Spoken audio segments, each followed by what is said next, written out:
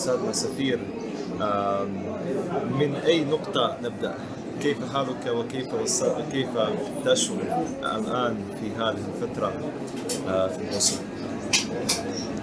أنا أريد أولا أن أشكركم على هذا اللقاء، وأنا أحب الطلبة وأحب ما يفعلون يعني في كل الأحوال، وأقدر لكم هذا الجهد أن تلتقوا بنا حتى يتعرف علينا الجمهور أو يتعرف الطلبة ماذا يمكن في بلد آخر أن يفعل أشخاص آخرين بالنسبة للثقافة البوسنية وبالنسبة لما يدور في البوسنة من أحداث.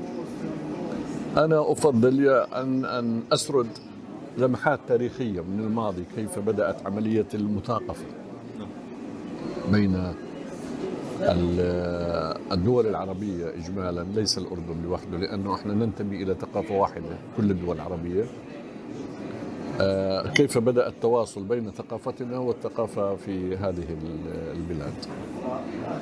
وأنا أستطيع أن أقول أنها بدأت مع قدوم عدد كبير من الطلبة إلى هذه البلاد، درسوا في الجامعات، ولكن للأسف النسبة التي تصل إلى 99% كانوا يدرسون في الكليات العلمية، لا يذهبون إلى الكليات على الإطلاق. على سبيل المثال، أنا عندما حضرت وكنت أرغب في دراسة العلوم السياسية، كان عددنا في الجامعة لا يتعدى 5 أشخاص أجانب في كل الكلية ومن أقطار مختلفة.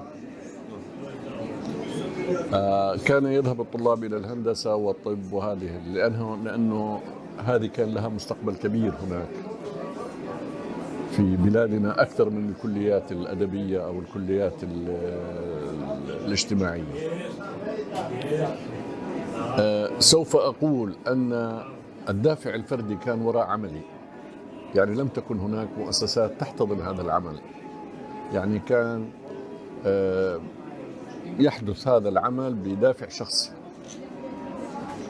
ثم بدافع شخصي واحتراما، لأنني كنت أقرأ هذا الأدب وأرى في أشياء كثيرة ممكن أن تنقل لبلادنا، يعني أن يقرؤوها ويطلعوا عليها، لأنه ما اعتدنا عليه أن نعرف فقط الآداب الأجنبية التي تكتب في اللغة الإنجليزية أو تترجم من اللغة الإنجليزية أو الفرنسية. هذا ما كان معروف، ونادرا ما كنت تقرأ كتاب لكاتب من البوسنة أو كاتب من صربيا أو كاتب من مقدونيا على سبيل المثال.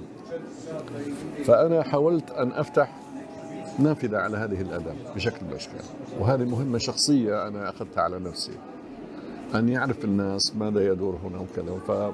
وبدأت عندي فكرة الترجمة.